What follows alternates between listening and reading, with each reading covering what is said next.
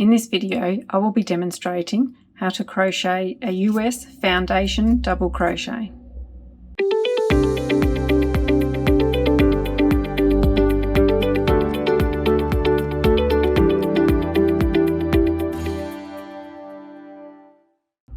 With a slip knot on the hook, chain 2,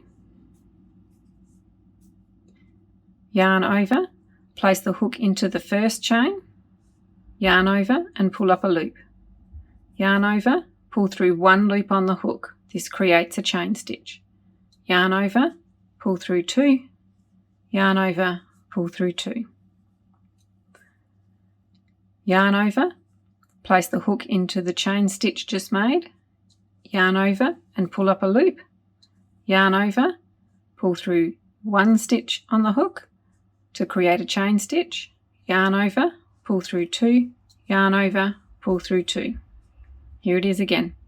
Yarn over, place the hook into the chain stitch you just made, yarn over and pull up a loop, yarn over, pull through one loop on the hook to create a chain, yarn over, pull through 2, yarn over, pull through 2.